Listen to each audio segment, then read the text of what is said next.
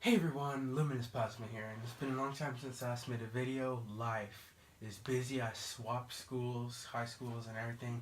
Just crazy life, and I have to get adjusted to the new school and some spooky stuff. But anyway, we are finally making a video, and thank you guys so much. We almost have 20,000 views. That is insane. My D-band video is so popular. Just thank you guys so much. And to reward you guys, I'm actually going to be making a high quality video. So this may not be relevant because this looks like a really old MacBook.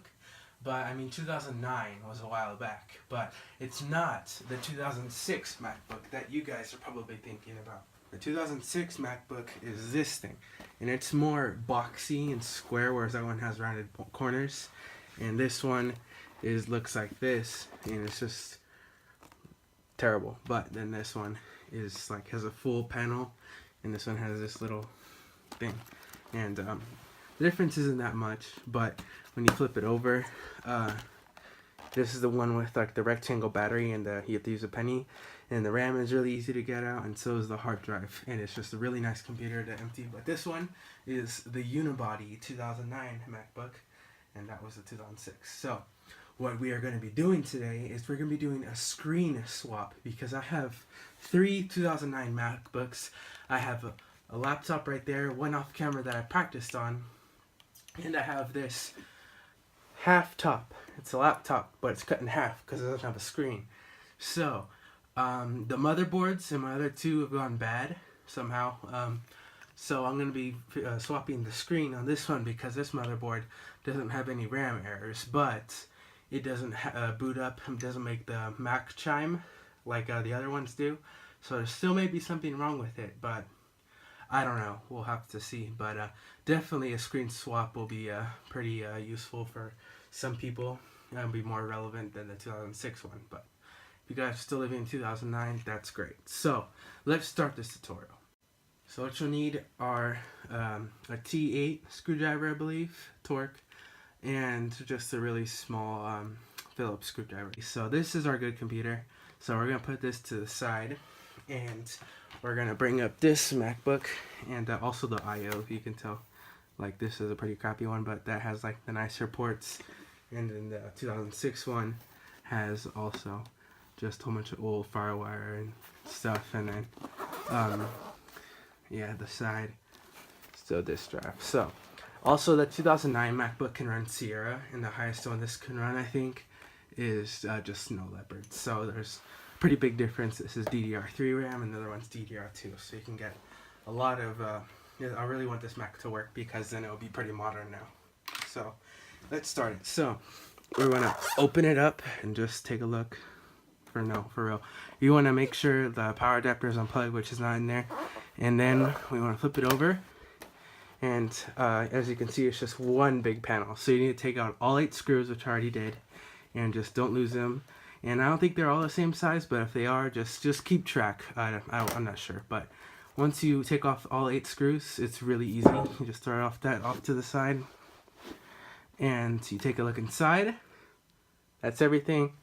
We can leave the RAM in there and everything just as it is, even the battery, because all we want is just the display.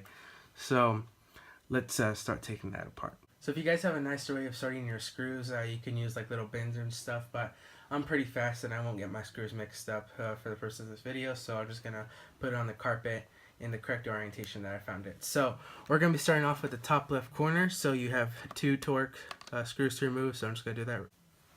Okay, so after you take out those 2, and you want to take your small Phillips head screwdriver and just take out this screw. Then you want to take out the screw right here. And then we can move over to the right side and take out the 2 torque screws. So after you take out the 2 torque, you can take out this Phillips right here and that Phillips right there. As soon as you finish taking out all the screws along this is actually a grill plate. So you can actually just pop this straight out, and it's just some aluminum or pot metal, I don't know what it is, but you can just toss that to the side. And this would be a good time to clean out those fans, but since this is the donor computer, we're just using it for the display. We don't really need to worry about that too much. But so next, what you want to do is use some kind of tool. Mostly, like, the best tool would be as a spudger, but you just need to remove three antenna pins right here, and yeah, we'll just start from there. So just want to pry up on them, but not too much where you break anything. But so there's one.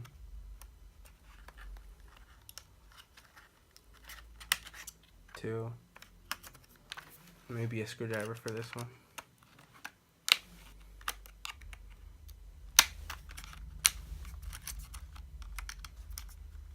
Okay, and that's three. So all three of those came out. Probably should have used a spudger, but that was okay. So then you need to take your Phillips, and there's actually a tiny screw right here. So you just want to take out the one that's holding the bunch of antenna connectors together, and then it's one of the tiniest screws. So I'll just put that in the middle of my little pile, and then we can just unhook that from its enclosure, and it's just sitting there in there like that, and now it's out of the way. Then we can move over here to this display connector, and I'll actually zoom in for this. So right here you need to remove this squishy padding. It's just held on by some adhesive. I just put it face up with the adhesive facing up.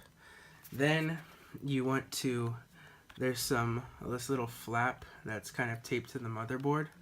You just need to lift up on it. Okay, so once you finally get it, you probably should use a spudger, but once you finally get it, you can just lift up on it. See if we get some high definition here. So lift up on it. So this was glued to the motherboard, or not glued. So this was taped to the motherboard. Just lift it up and pull back, and that is the display connector. Now we have successfully did all that stuff. So now all that's left are just two torque screws, one right here and one right there. Okay, and there you go. You successfully disconnected everything that's holding the screen in. Okay, so once you get all that done, you just want to take the computer and open it up to about 45 degrees, maybe just a little bit more, just a little bit. And then you want to close it again, flip it over, and as you can see, the brackets and all the cables are just hanging up in the air. And then you just want to kind of like wiggle it out of there, like maybe finally open it to 90 degrees, and just pop one side out. It's pretty easy. I mean, this looks pretty like I'm gonna break it or something, but I assure you I'm not. Just comes right out like that. And there you go. You've successfully separated your display from the computer. So now we can move all this off to the side, and then we can bring in our new computer that we're gonna be putting the display on. So you just have to basically repeat everything you just did. So you want to take the display and just, it's easier to put it back in than to take it back out, but you also want to make sure you don't pinch any cables. So you kind of want, you bring this under and over. So under and over, and this, just make sure you don't pinch anything, and just set it in there into the groove. And just want to actually slide this in. We should have taken it out like that, but slide it in like that. There we go. And then just kind of flex on the plastic a little bit and just pop it into place. See how easy that was? I should have done it when I was taking it out like that. And you basically repeat everything you just did. Okay, so what you want to do for putting the display back on is after you pop it all in, you want to hold it with your hand like this and set the display down and at a 90-degree angle, and then you can start screwing in your screws. So now would be a great time to flip this over and grab an adapter and see if our handiwork worked. But if it doesn't, it is not the tutorial's fault. It's the old hardware I got from the junk pile outside of a computer workshop. So everything is plugged in, so now it should work. If not, this tutorial is still valid.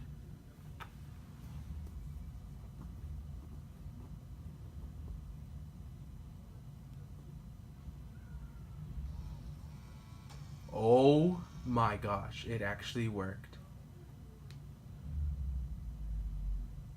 Oof. Yes, it worked. Oh man. Okay, so we have some good signs here. We got some good signs going on. The display works. There's no RAM error. We're just missing the hard drive. That's all we need is the hard drive. So far this tutorial is going great. If you guys enjoyed so far, make sure to click like. Now I'll move on to the rest of the tutorial to fix the keys and to put everything else back together. And yeah, we'll go on from there. Just power it down. And next step. I realized I need a battery. So I have two computers that I don't know if their batteries hold a charge, but we'll see if they do. So I'm going to charge these up real quick and find which of my two computers has a working battery, and we can do a battery swap. Okay, so I went through my two MacBooks and I found that this battery actually holds a charge. So what you need to do to take out the battery is there are just 3 screws here. I'll bring it up to you. There's one right there, one right there, and one right there. And as soon as those 3 are out, we'll move on to the next step. Okay, so now that those 3 screws are removed, you want to flip over to here and start pulling up on the battery connector, but don't rip those cables right there.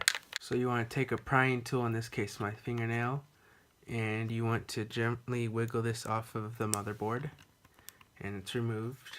And now you take out the battery. Now we can finally get rid of this piece of junk and bring in our Macs and drop the battery in place where it belongs. And this time it's easy. You just line up the pins and push it in. Well, to be honest, you actually back it up a little bit. Then plug in the connector, and then everything just sits flat and flush in there. So now you set this down and make sure everything's flat, and you just put the 3 screws back in. So the last thing to do, it would just be put the 8 screws back on, and then we would have a fully functioning laptop. Okay guys, so you have successfully made a MacBook work again. I mean, at least in my case, I took 3 MacBooks and made one working one, but everything works. And also, as you saw at the beginning of the video, these 2 keys were missing. I will make a keycap replacement video in the future. It will be, I know like tons of Macs use that same membrane style key interface, and Mac's keyboards have been like that for a long time now.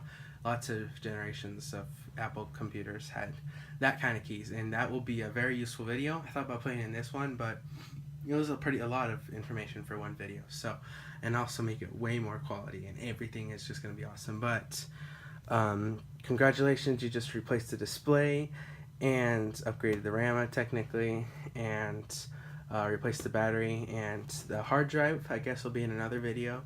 So yeah. Anyway, thank you guys so much for watching. Thank you again for 20,000 subscribers. I have a working MacBook now that can, and you do too apparently, that we can run Sierra on this, and it's gonna be super lit. So anyway, guys, thank you so much, and I'll see you in the next video. Bye.